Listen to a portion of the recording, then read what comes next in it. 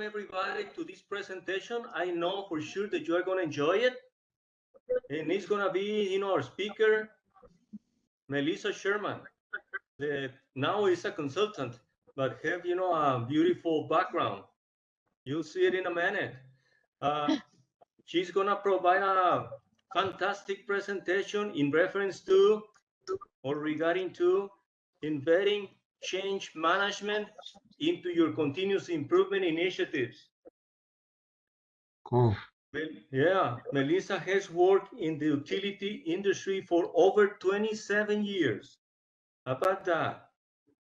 Both as an investor-owned and cooperative, gaining experience in electric and gas distribution engineering. Through her career, Melissa has instituted lean methodology while embedding change management methodology. From scheduling automation, warehouse pre-designs, to value stream analysis. She is passionate about guiding others on their continuous improvement, lean, and change management journey. Melissa has also taught higher education since 2008, both in seat and online, in management, entrepreneurship, relating a lot to her teaching to the utility industry. Melissa holds a Bachelor's in Industrial Engineering Technology, a Master's in Leadership Studies from Baker College, along with a graduate certificate in leadership. Davenport University. How's the right pronunciation, Melissa? Davenport? Davenport, that is correct. Okay, Davenport University. She also holds an associate certificate in project management from George Washington University and is certified in change management through Acuity Institute. Impressive, right? Well, I'm gonna let Melissa to give us, her outstanding presentation. So go ahead, please. All right, let's make sure the share is coming through. Hopefully you can see the presentation fine. So thank you, El Paso, for reaching out and asking me to come on tonight and discussing embedding that change management into your continuous improvement initiative. A huge passion of mine because so many times I find that we initiate all of these improvements, whether it's in quality or lean or just continuous in general, and kind of forget about the change management portion of it and bringing those people along the journey with us. So there we go. So what is the continuous process improvement model? It's among the most widely used tools for the continuous improvement. It's a 4-step quality assurance method. The Plan, Do, Check, Act, as I'm sure many of you are familiar with, right? Study or act, adjust, PDCA and PDSA. So then as we look at that change management, it's a systematic approach to dealing with the transition or transformation of organizational goals, processes, and technologies. The purpose of change management is to implement strategies for effectively affecting change, controlling our change, and helping people to adapt to the change. So here you'll see, systems. It's connected with, the connections in our elements. And as we walk through this, I'm going to take the 4 phases of PDCA and share them with how I've used it in association with change management. And at the end of this, you should be able to see how those connections of that spaghetti and that all intertwines and overlaps and how we do those items together. It's not, oh, I have a quality project or I have a continuous improvement or lean, and then, oh, I have to do this change management portion of it, right? They're all intertwined. So as we walk through this, you should be able to get a great sense of how that is. So I'm sure not unfamiliar to any of you guys, right? So plan, right? What do we do in our planning stages of the PDCA? We define and break down our problem. We are grasping what that current condition is, and we're starting to set what that target condition is. So in that same time frame as you're doing that on the change management side, you should be defining, right? You're aligning and clarifying on those clear definitions of what's changing, of when, who is it impacting, the criteria for success, right? You review other changes that are in flight and aligning so that you know that you're not inundating people with so much change at one time that we don't know what's happening. So many times, even if we think of our continuous improvement, right, as we implement multiple countermeasures, if we don't pause and take time to look at which one's given us our benefit, we will not know which one's not working, right? So it's understanding what's going on in the business as we're implementing these changes. One of my favorite quotes is by Mr. Albert Einstein is, if I have an hour to solve a problem, I spend 55 minutes or 55 days thinking about that problem and about 5 minutes thinking about the solution. So also as we go through in that plan phase, right, we're still looking at conducting our root cause and gap analysis and identifying those potential countermeasures. This is at the same time on that continuous improvement side that we're in that designing phase. So we're utilizing those closest to the work to identify and document key activities and timing needed to achieve and sustain the measurements, right? So we're looking for those individuals that are our go-to people, our cheerleaders, right, that want the change and understanding what's happening there.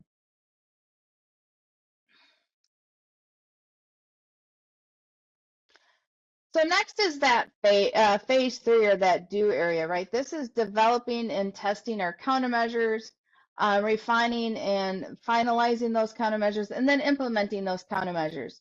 And again, understanding what we're implementing to do the check and the act as we get through later to understand what is giving us our best benefit. It's also at this time not surprising that in change management, we're implementing. So we're performing the planned changed activities, we're monitoring those expected results for achievement, acting accordingly if results are not being achieved. So again, very similar, right? As we look through our PDCA and our change management, it's making sure that people understand what's being implemented, that they can withhold the new changes, right, and follow along.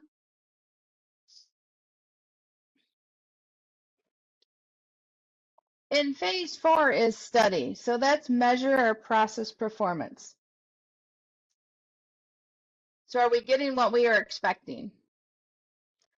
In the change side of this is the same thing. We're supporting our employees, we're strengthening them, and we're measuring those stakeholders' adoptions to the new way.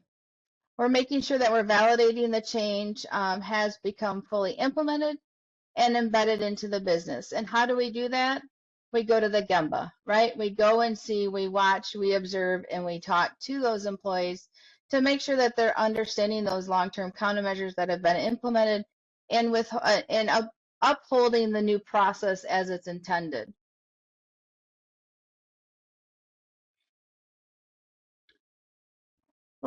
Next in phase 5 is that adjust phase. So right, this is where we refine and standardize or stabilize the process. We monitor our process for performance, and we evaluate results in shared learnings. This is very similar and the same as we look at our change side, right? We're evaluating how our employees adapting to the change, the new process or procedure we implemented, determining if it's achieving the success measures were intended, understand what went well and what could have gone better. So very, very similar, but it's making sure that we understand where individuals are on that change curve and how we bring them along in that journey so that we can make sure we're sustaining that long-term countermeasure. So the goal of change management is to really involve, equip, and support our individuals through the transition to accelerate that realization of business benefits. So the framework provides people-centered approach that guides leaders and coworkers through that challenge. The framework focuses on developing the beliefs, behaviors, and the actions necessary for a successful change, right? So beliefs are, I believe in my ability to change and be successful. My beliefs support the new behaviors and actions required to be successful. My behaviors then are, I know and can change to evolve my behaviors to be successful. And lastly, the actions I take. I understand and can take the actions required to be successful. And this is where we really have to work with our business partners so that, not that I want to change your beliefs, right? But the belief is that you have the ability to change. Your behavior is that you are changing, and then your actions are, how do I make that change? So I'm going to take a few minutes and run through just some different examples of what I've had over the course of my career and showing how we've implemented change along with our long-term countermeasure in our problem solving. Here's an example. I'm sure many of you know of a value stream map on here, right? And so as we walked through this, we had various Kaizen events, but not only that, as we walked through the actual value stream map, sorry, for this work management first time quality, we made sure we brought stakeholders in. So it wasn't myself doing it in a vacuum with just a couple of people, right? I had an individual, our subject matter expert that was in our planning group, our scoping, our design, the prerequisite scheduling, execution, and then close out. And then we notified where the pain points were for us to start looking and working together. But it was with bringing those people in and understanding where they were at and getting their buy-in, right, that we could work and then make the project successful, because we used communication and training and knowledge sharing with the rest of the business that was affected by this.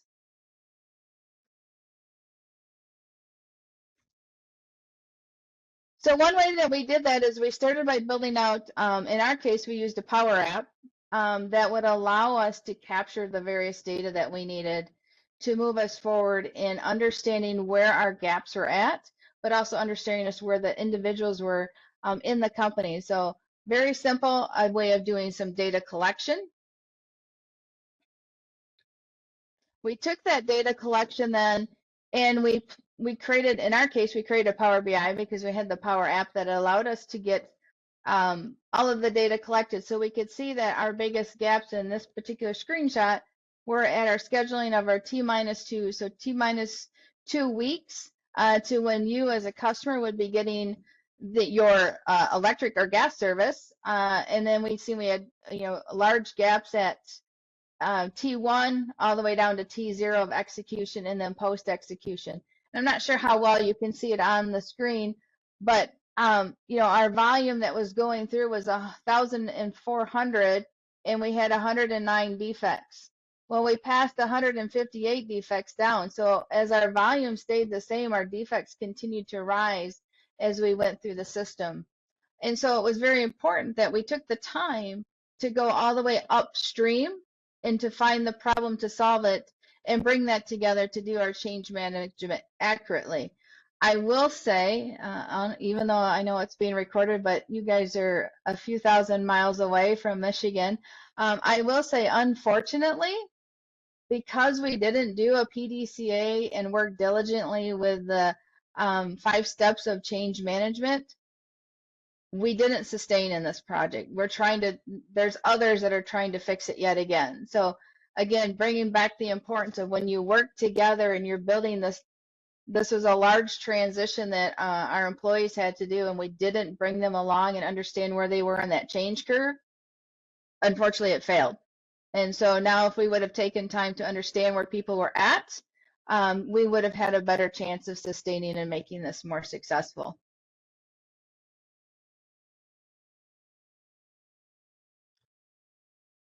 So I'd like to take some time and then just kind of share the relevance, very similar to how I had the circles of how you can look at DMAIC, ASFIRE, and ADCAR, another form of PROSI that does change management. So again, right, in our define phase, that's where our awareness is at. When you're looking at that measure, we're looking at what's the desire of our employees to move forward and make this successful. In the analyze phase, it's very similar to that knowledge phase, so understanding where the employees are at in their current state and where they need to be in their future state. As we look at that improve phase, right now we're looking at what are the abilities of my employees? Where do I need to level them up? Where are they capable that I can take those employees and use them to help level up those lower employees? And then lastly is that control phase of DMAIC is very similar to that reinforcement of ADCAR, where once we're controlling the improvement we've done, we are reinforcing those employees with accolades for being able to sustain that in the positive direction.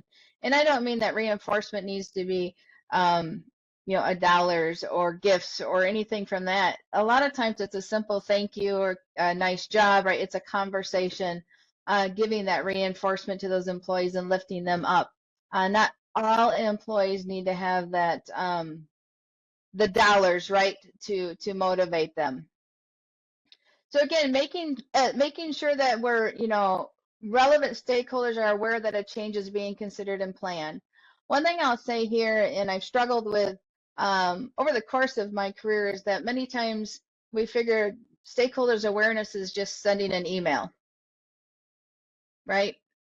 That's probably I wouldn't say the worst thing, but it's not your best avenue, right? I'm sure all of us on here are very selective in from titles or whatever and what we read and don't read and when we read it. And so if we really want to make sure our stakeholders are aware, we need to take the time to have those conversations, whether it's something like this where it's a virtual meeting, whether it's an in-person, and then you can follow up with an email or other documentation, but it's really to have that conversation that to bring them along, right? And then we want to develop a compelling business case to create that desire for change. So why do I need you as a coworker or as a business partner to change?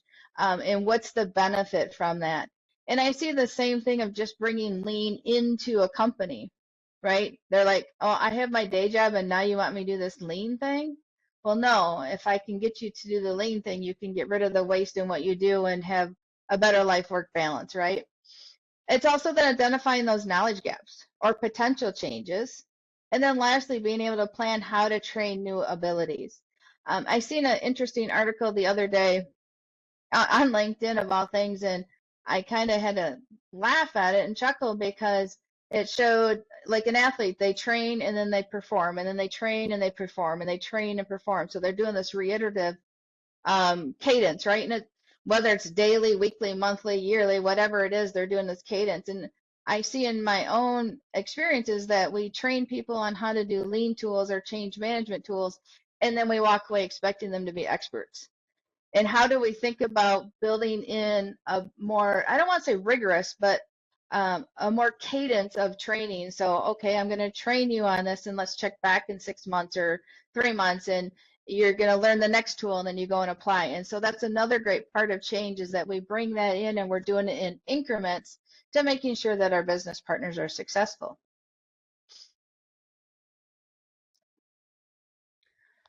So some tools to help you embed change management into your continuous improvement initiatives. I can't see hands because I don't know how many, or not everybody has their camera on, right? But I don't know how many of you are familiar with the change tool or curve, I should say.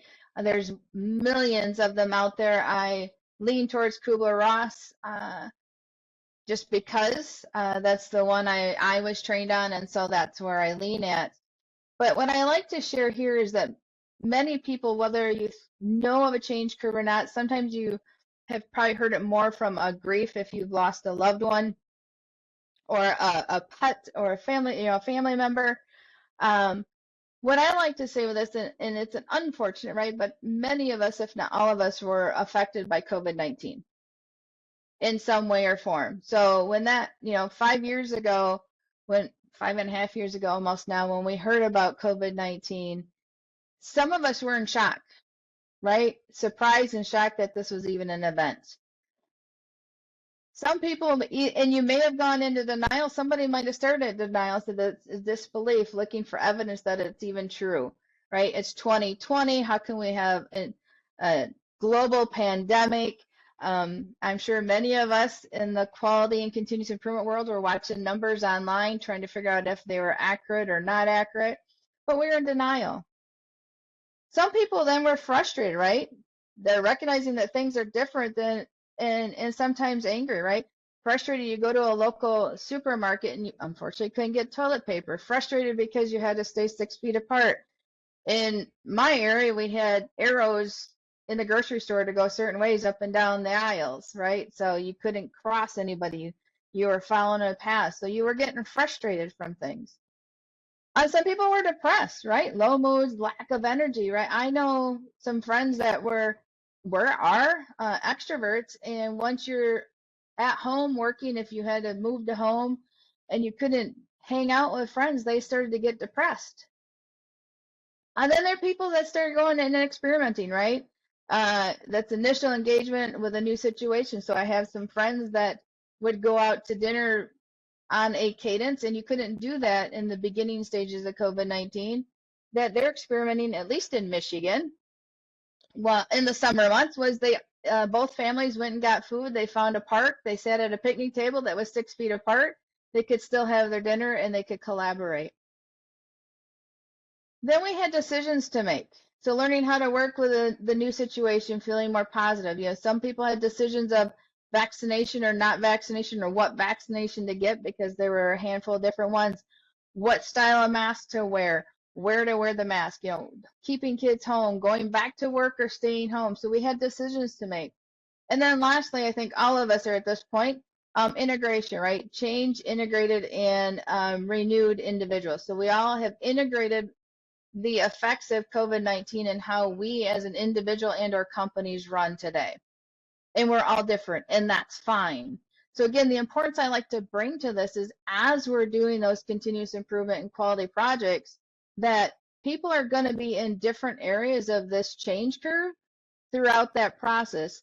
It's not, even though I know the timeline shows that it's left to right with an arrow, and then morale and confidence goes up, depending on what's happening, they could be going back on that like a pendulum, right? Just because you have a change and they're moving forward, your coworker or the next organization over might be having a change that's hitting them at the same time. And so to understand where our business partners are helps us be more successful in our implementation and sustainability of that project.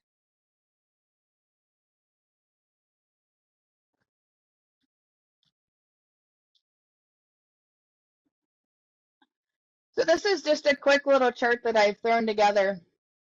And I've realized afterwards I really need to change it up, because the colors could be challenging for some individuals, especially if you're colorblind, but the color means nothing. It's just showing that relationship between the change phase and the DMAIC phase, and what tools you would use. And you can see in some respects, there's a lot of tools that we use together, right? In change, you have a change summary. In DMAIC, we start with a project charter. Same type of concept, other than we could expand a project charter to say, what change are we expecting of our employees? We also look in that define phase of the change resources, so those people that can help, looking at a RACI, and then there's a success checklist, which I'll have an example of here, a screenshot of in a couple slides. And then again, on that define, we're looking at our voice of our customers, we may be value stream mapping, and we're starting a project charter. In that design or step 2 phase, right, we have that stakeholder analysis. We're looking at the stakeholders engagement. There's a change plan. And again, that success checklist. We're on that domain side, we're using those process maps, and we're looking at capability analysis and Pareto charts. And it's really combining and putting all of these things together to understand where our people are at. When we implement and analyze, we have still using a change plan, always using that checklist. But now on that domain size, we're getting to that root cause. We may be using a failure mode and effects analysis or just multivariate charts. In reinforce, really it's not much different on that change side other than we've added in stakeholder analysis and stakeholder engagement. We brought that back in to make sure how we're reinforcing those employees. And on that improve side, we're looking at the design of improvements and using Kaizen events. For evaluate, again, a lot of the same tools as we go all the way through on the change side, but on the domain side, we're starting to use those control plans and statistical processes and 5S and mistake proofing or that polka yoke. The importance is working with those employees that as you build that control plan or the SPC or the visual management of it, they're understanding their effects to that visual management and to that process. And if there's questions in the chat, somebody's going to have to stop me because I can't see it with the screens I'm sharing. So here's an example of a change summary that I use, and it's very, very similar to a project charter, right? We have the change with a handful of questions. Who are my stakeholders? What's the risk if this doesn't succeed? Which depending on the template you use for a project charter, we don't always ask what is the risk if we don't succeed in this project. In this case, we have what's budget, so resources in dollars, and then what our success criteria. So what does success look like with this change?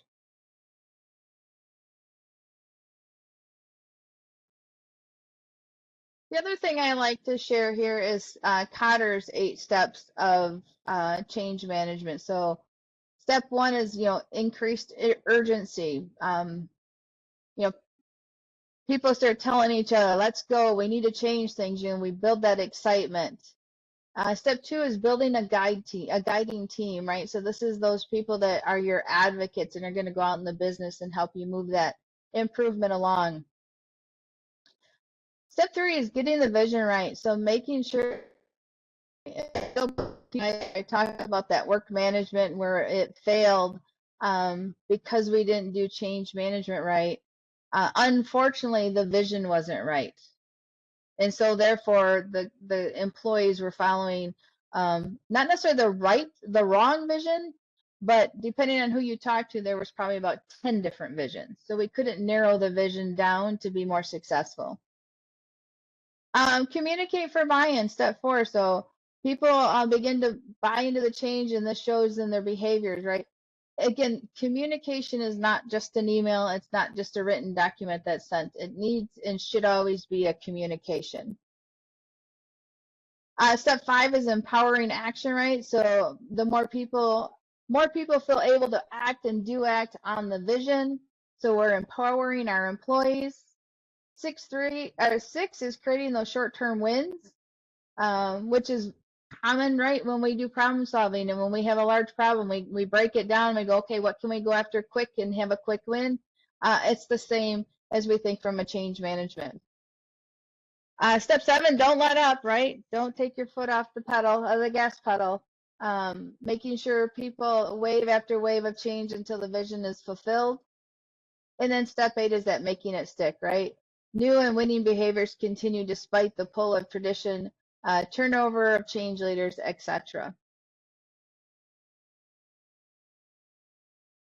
Another tool that I like to use, and I know I'll have at the very end all of the references for the books that I've used, but there's a book called Switch by Dan Heath, and it's really cool because it breaks down how you would build your communication, looking at directing the writer, so finding the bright spots, script the critical moves, and point to the destination. So that individual wants to know, I want to know all my bright spots, I want to know what critical moves I need to make, and where's the destination going to be. And then you want to motivate the elephant. And so this is the person that's more feeling. So find their feelings, shrink the change. Don't make it feel so large, but make it in micro steps for them. And then making sure you're growing the people. And then lastly, this is great to help shape your path. So tweaking the environment, building habits, and rallying the herd. This 9 box I've used frequently when I've had to build communication so that I'm not I can remove any potential bias I have and think holistically of all the people, not just if I'm thinking about the rider or the elephant type of person.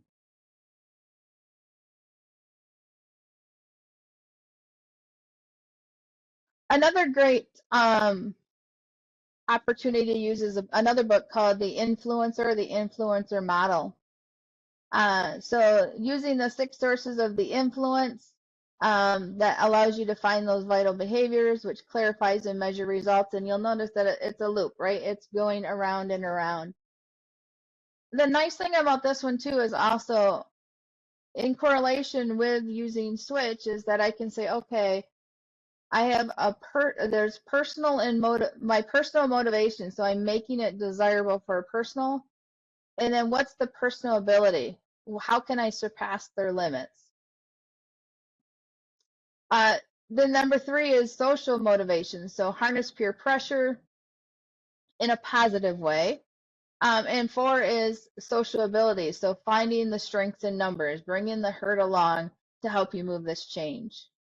And then step 5 or number 5 is, that structural motivation. So making sure we design rewards and demand accountability.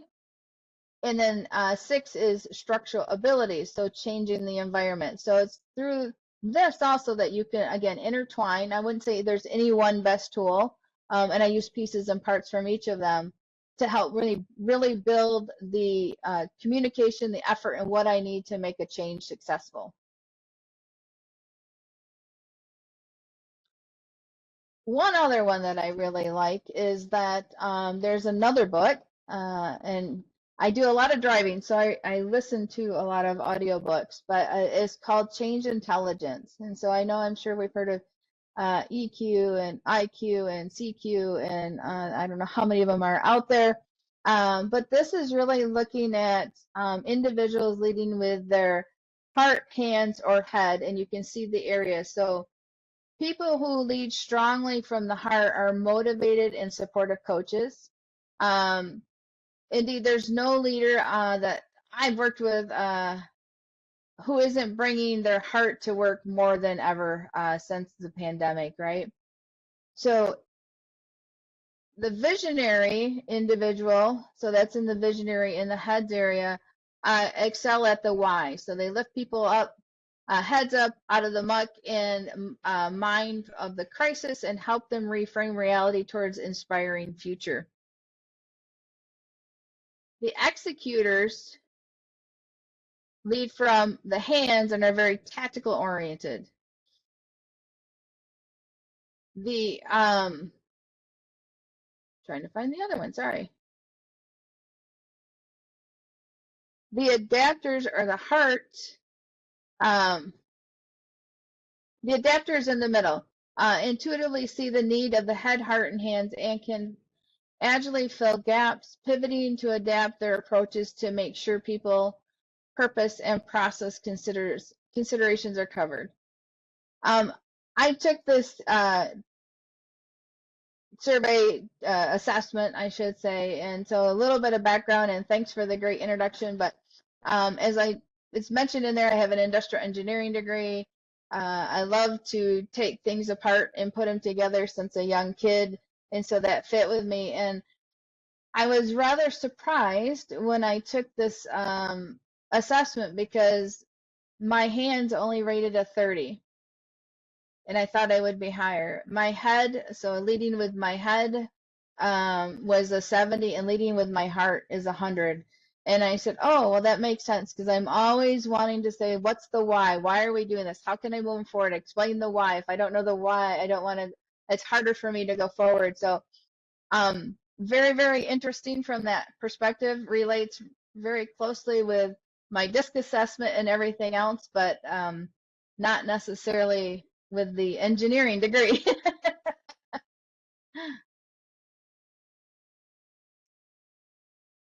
So lastly, the important thing in all of this, whether it's, again, just the continuous improvement side or bringing in that change management, the importance is of smaller steps, right? So you can see on the left, the individual has closer rungs and they're able to go farther faster, where the individual on the right can't reach the first rung. And so this really rings home to me because many times we want to solve and do big things, but we can't even get to that first rung. So if we can take those baby steps and move forward, we can move ahead faster.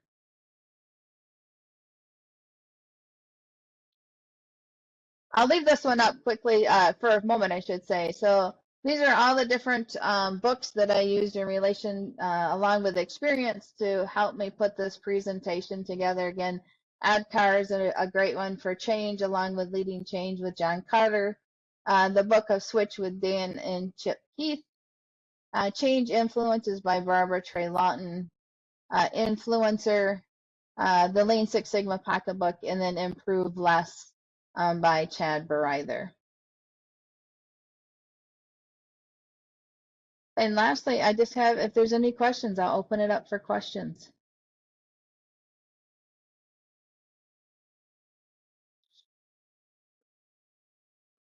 Assuming you're able to unmic or unmute. Yes, just a second. Melissa, I have a simple Melissa, question I got for a you. question. Yeah, Okay, one of you go first. Yeah, my The simple question is, in your model for the motivation of the people in doing the quality improvement,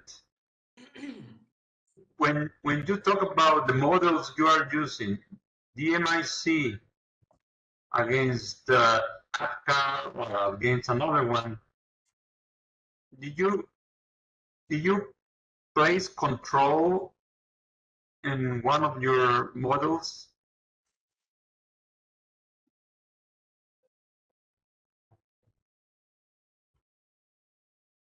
Yeah, control is the last one, which would be the same as reinforce. Yes, I noticed the control there, but in another one model that you have, ADKAR or another one, is the control the same as the reinforcement, or?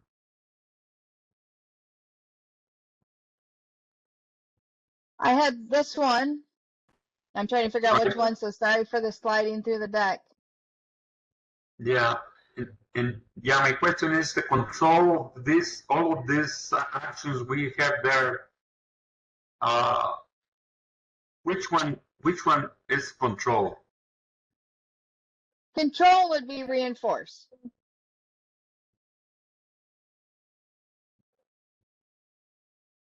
Here's the other way. Well, control would be evaluate in this case. Yeah, Sorry.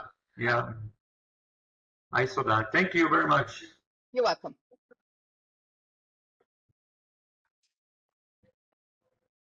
Well, Melissa, this is a very interesting presentation because you provide many actions to promote the change. And that is exactly what we need these days. Because yes, you know about the Industry 4.0 and Quality 4.0, right? That's the future for quality. But not many people like to go with it because it's going to take a while to implement those digital systems. But we need to promote the change. So my question is, DMIC and well, I think we need to mute Hector because he gives a back feedback. So you're not hearing to me? Now I am. Now? Okay. So my question is, in reference to the sequence to promote this change, let's say Quality 4.0, what do you suggest in terms of the sequence? Well, the sequence is, be the same as the 8 steps of problems. I mean, the sequence is the sequence. So you want to start with, I'll go back so that I don't misspeak myself. It's late here, so it's past my bedtime. The sequence would be is what I have on the left-hand side here, right? So from a change perspective, you're defining, designing, implementing, reinforcing, evaluating. And when we think of the Industry 4.0 or AI as a big part of that, we need to promote why we want to use AI. So for example, I know what ChatGPT came out 5 years or so ago now. And aside from my normal day job and other things, I teach college, online college for a university in Michigan. And when ChatGPT came, I'm like, I don't care, I don't know, I don't need, right? But I did need to know, and I needed to know more because students were using it. And it was evident because a paper was very nice and crisp, but discussion boards were like us texting. Right. And so with that, it really wasn't until earlier this year that I started to dabble myself in using AI to help me, whether it be, hey, here's a set of data. Can you help? It takes the bias out. Can you help manipulate and analyze this data too? Recently, just for grins, I went, hey, I want to get from Michigan to Disney in Florida, pulling a camper, and I want to avoid Atlanta. It came back and gave me not only a route, but where I needed to stop with campgrounds, right? So all of that to say, we need to give the why, because people, I feel, are afraid of Industry 4.0 and that technology is going to come in and take their job away. And again, it's there to help improve their job. So it's really starting with defining what that is in your industry and in your area of work, and then designing out what those stakeholders need to look like, and then working through that. Okay, okay. Thank you for your question. I like it. We have a question. Coming back again to the quality 4.0, since it's gonna be the future of quality, the country that have more advanced through now is Germany, and it's only 16% implementation. But if you go to US, all the states, it's less than 4%. Yeah. So what I'm trying to say is that all the techniques and options that you gave us today are going to be part of the solution to succeed. Yes. Okay. So I like them very much. Thank you. You're welcome. Even simple, examples like the stair, with the small steps, and the other one with large steps, okay, means a lot conceptually in terms of implementation. Actually, as I'm sure you guys have noticed from the slide deck, I'm more about having visuals and talking to them versus a lot of words on the slide. I know there are some that have it, but yeah, it's taking those bite sizes and then really explaining the why to the people. Why do we want to embrace Industry 4.0? Where's the benefit for us? Which I think there's a huge benefit, right?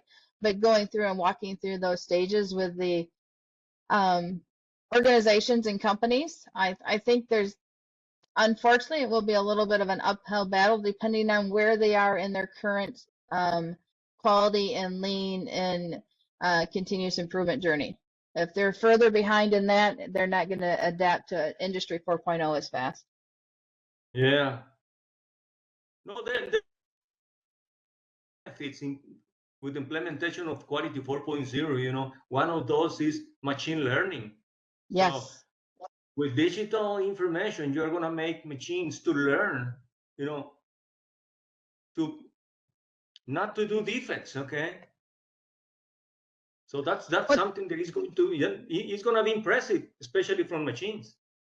Yeah, not even that's great from on a manufacturing side, but I don't know if there's anybody in here on a service side, right? So I work at a utility, and we have implemented machine learning probably 3 years ago now.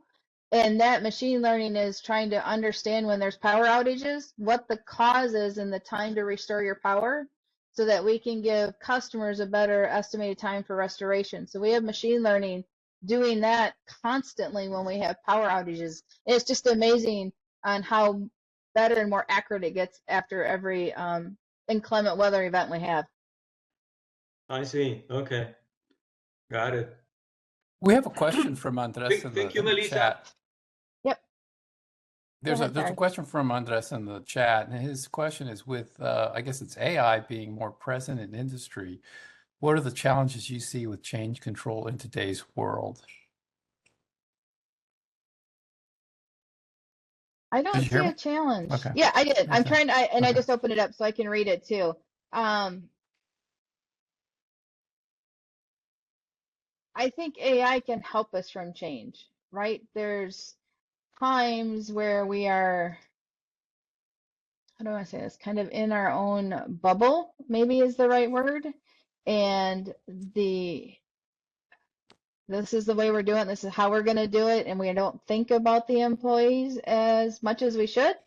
Where if we can use AI that says, hey, I've got this change coming, and what's some of the best ways or activities, what are some things I can do to help my employees come along, will help us spark some ideas, and it helps us with our creativity.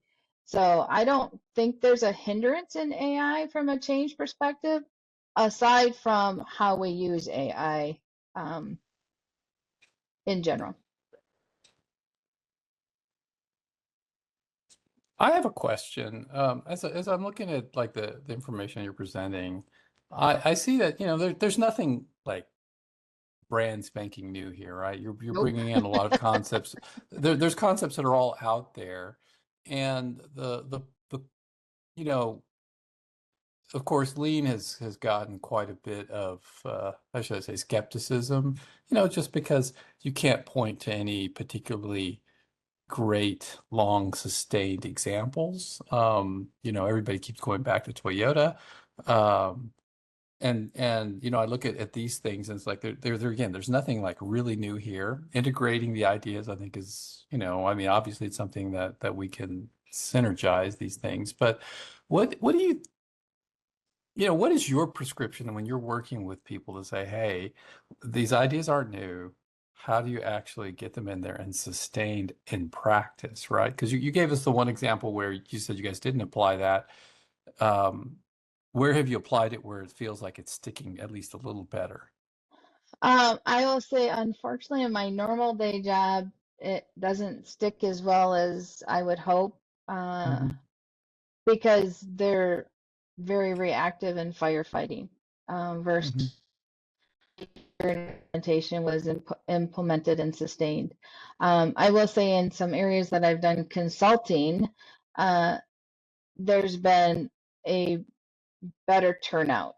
So recently worked with pharmaceutical area or biopharma company where they didn't have any standard work for their customer service. They didn't have process maps. They didn't have any of that.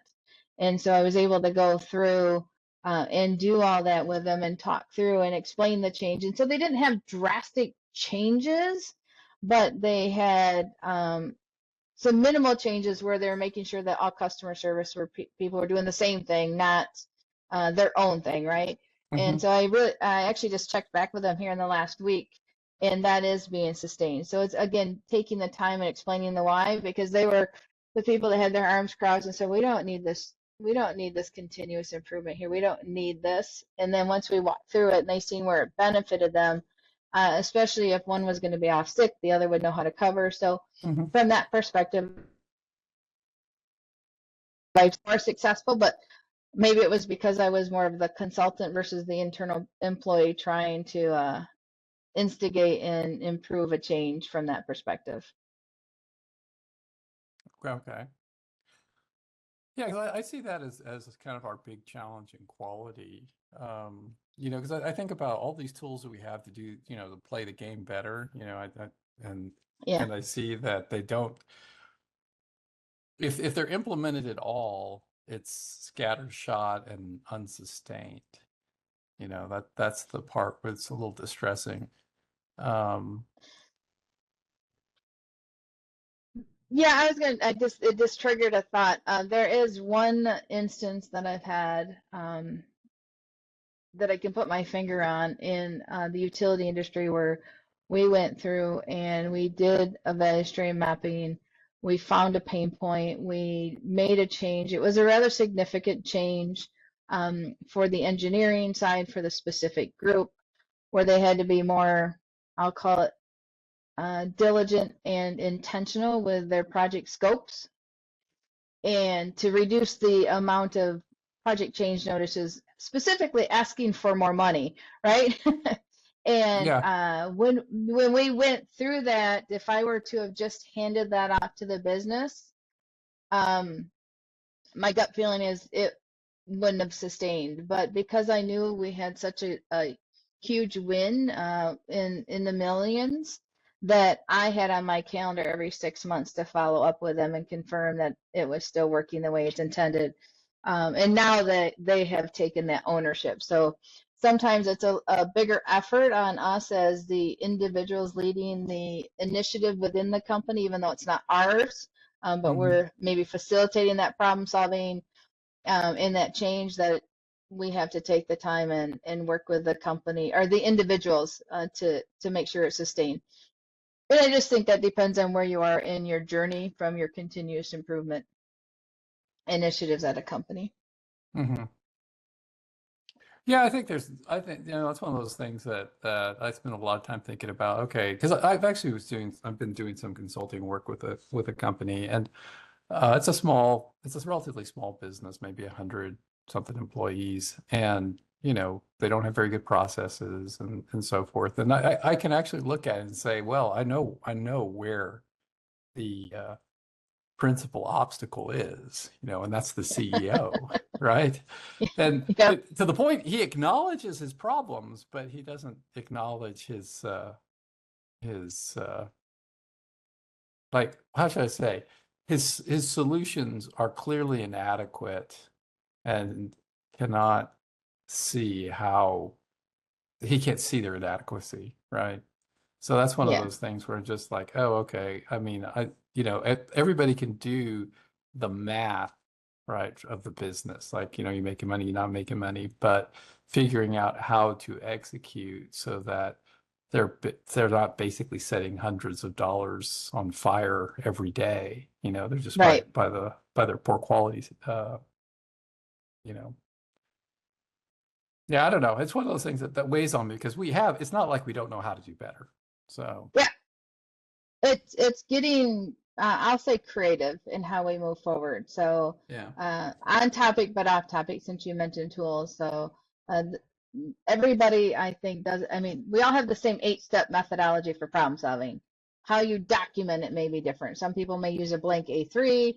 Some may have an actual form that they use. So particularly where I'm at, we have a form, and I refuse to pull the form up when I'm problem solving, because either one, they talk until a box is full, or they stop when it's full. And the point is to have a conversation and walk through that methodology. Yeah. It is rework because I take all that off of the whiteboard or however I'm doing it and put it into the document so they can see a finished good. But it opens up those minds, and then they're more receptive to doing that problem solving and getting to a countermeasure that will be more effective and a win for them, or if it's cross-functional, for the cross-functional teams, versus having the blinders on in their own little area.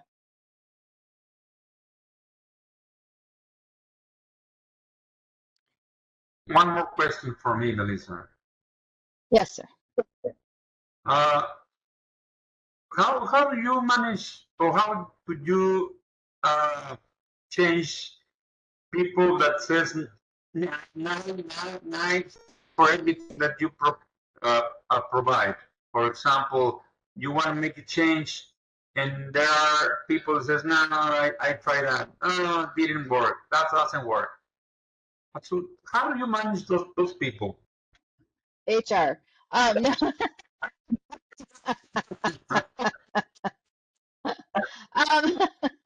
That is down the road. Initially, so part of my day job is training the various stages of lean to the organization to grow them, right? And so we talk a lot about building standard work. And the standard work, right, is that baseline for the best you know how to do the job today. And right, you should have a collective group of people, specifically those that do it, to write the standard work. One thing that we document it, and then we're like, okay, how are we communicating? How are we sharing that change, whether it's a new process or an enhanced process? And I like to say it's with a group, right? We're working together, and it's a conversation. How do I want to make sure they commit to it? We have a thing where we do read and signs, which, okay, that marks and gives you that credit. What I say is then, right, is that if employee, I'll just pick on, I don't know, I don't know who Steve is, but I see his name. So I'm going to pick on Steve. If Steve's not following this, for me, at first, it's a conversation. Okay, Steve, we have this policy, we have this procedure, we have the standard work. Why are you not following it? And it may be not even totally related to it, right? But it's a conversation to learn where he's at. And maybe he should have been brought into building that standard work because his ideas are great and we need to adapt to those. Or maybe it's not, right? And so it's that conversation. And then after you work through that, I can't give you a timeline. Then, unfortunately, at some point in time, it would be a conversation with HR or his supervisor, somebody that says, okay, we've got this. He's not following it. By him not following it, it could be a safety, it could be X, it could be Y, it could be Z. So it is a conversation with the individual at first, not an assumption that they're rebellious. Me. Last question. Oh, I'm like, you're rebellious? Me, because it's almost 7:30 and he talked a lot. I'm sorry. Okay, so I'm Dr. Lugo. I'm a teacher. I'm gonna start my 42nd year teaching. I do teach at Northwest Early College High School. So in 4 years, they get 2 diplomas, high school, and like EPCC, an associate. Yep. Okay, so I'm gonna have my kids next week. I start working next week. I have from 14 years to 21 years. I would like to go ahead. Kaizen is very important to me, continuous improvement. And I used to use the 5 S's, the sort, set in order, shine, standardize, and sustain, especially sustain. Do you have any other methods so they can go ahead and mold those minds when they're 14, going into college? What else can I implement? These are future professionals. Yeah. They're ready to be molded. Something I would love to connect with you and give you an answer because I can't come with one right off the cuff right now. Okay. But I would be more than So that's your homework. I'm gonna give you homework so you can think about it. Yay! Because I think it's important. I mean, within reason, I'm always doing things with my grandkids, right? It's trying to mold them and to think, right? Yes. Right? Yes. I don't want to say to be independent, but right, to think about things going. I tried with my husband, I gave up. I can't do that with him anymore. I let him just do his wasteful things. But I'm sure I have something in my back pocket. I'm just not clicking on it right this second. Okay. Yes, you can go ahead and find me here. Hector Lugo's my husband, so whichever, I think you've got more contact with him, just send him whatever you can think of. Or I've got my QR code right here on the screen if you want to connect on LinkedIn. Okay, he'll tell me how to do it. Yes, I'm very interested. I'm sorry. I'm always thinking about my students, even if I'm on vacation. No, I love it. Absolutely love it. Okay, perfect. Thank you. Keith, Andres and Jamel have a question. Do you see something on the screen? Yes, I see their information. I'm putting it for Morris. Andres, do you have a question so you can throw it to the table? He had asked a question already. He'd already asked a question on the AI. Okay. Yeah. Yes. Well, we are at an hour. Yes. If we'd like to wrap up. Okay. Well, I And think let Melissa get to bed. That's okay. I appreciate it. And my- I'm gonna reframe or retract what I said earlier. Thank goodness when you read my intro, I completely had the wrong slide deck opened, but I was able to get the right one open. So you can share this one whenever you want. It's not the same one I'm doing at ASQ Synergy next week. all Oh, right. it's not? Okay. No, Well, it's one of my one of the other members actually takes care of this, so I don't need to ask him to postpone it then. no, Or no. delay posting. Okay, that's fine. Melissa, something you is that if you want to have an improvement, you need to change. Absolutely. Whatever it's gonna be, right? You need to Change change. is inevitable. It's a constant, right? Exactly. Yeah. So And you have to be open-minded to be able to move it forward with it. the Thank books you, that you Melissa. provided Thank you gave so us much. the concepts that you gave us, the books, the list of books that you provided. Yeah. Can give us, the concept that you provided in your presentation.